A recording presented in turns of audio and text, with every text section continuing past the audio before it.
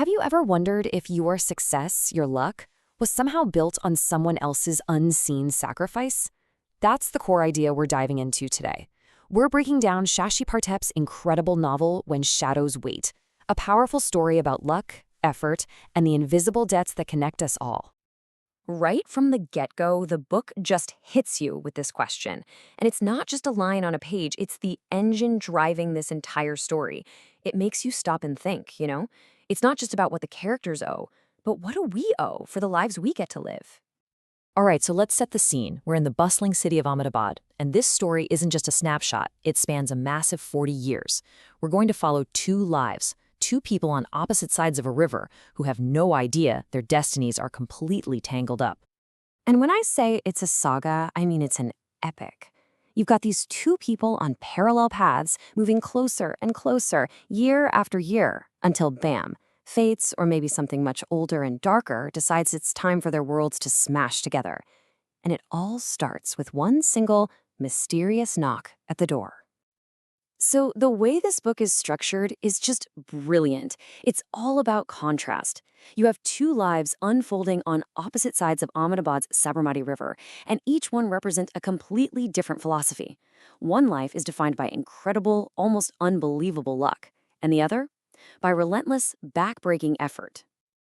Okay, let's meet our two main players. On one side, we have Shashwat Parth. This is the kid who's basically born with a silver spoon, and he believes the world owes him everything. And on the other side, we have Siya Nayiri. She's an orphan who's had to fight for every single scrap the world has ever thrown her way. Their childhoods aren't just different, they are polar opposites.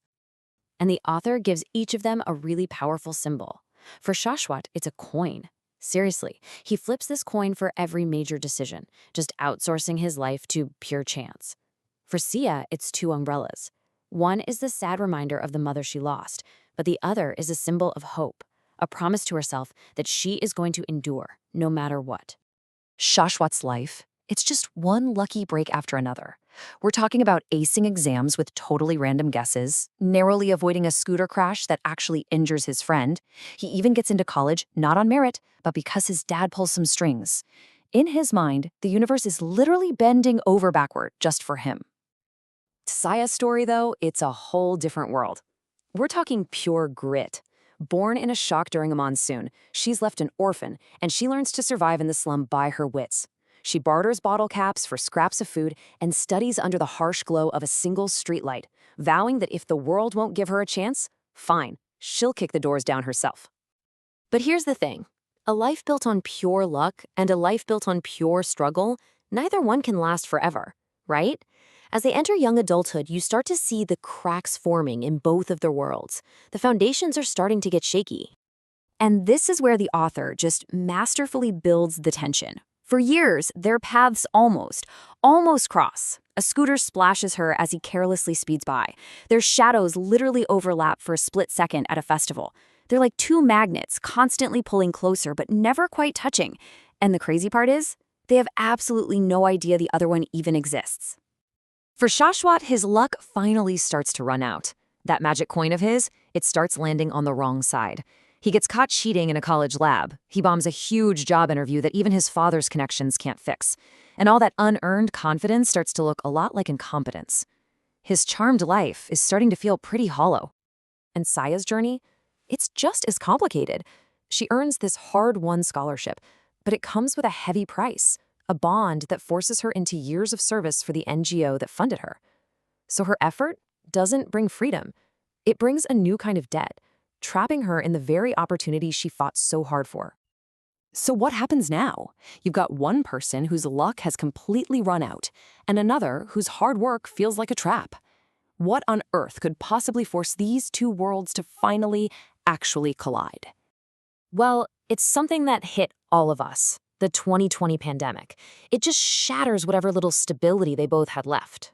And then, on one stormy night in 2023, at the exact same time, a mysterious knock sounds on both their doors, on opposite sides of the river. This is the moment where everything changes. And with that knock, their paths finally and violently converge. Now the story shifts. The themes of betrayal and hidden history take center stage, all driven by a mysterious figure from the past. Shashwat's world completely collapses when his father has a stroke. He's hit with crushing medical bills, 75,000 rupees. For him, it's an impossible amount. He has no way to pay it, and that desperation pushes him right to the breaking point. In the chaos of a citywide flood, they finally meet at a relief camp. A fragile alliance forms out of pure necessity. He helps rebuild her tutoring space for slum children. She shares her rations with him. But these acts of cooperation are just a thin veneer over a deep, unspoken mistrust just simmering below the surface. And this is where that mistrust proves justified.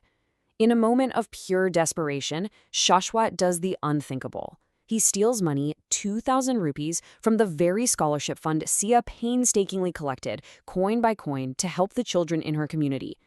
The betrayal is just devastating. And here is the final, shocking reveal. The mysterious knocks, the shadows they both felt. It all leads back to this man, Shashwat Siya, the shadow collector.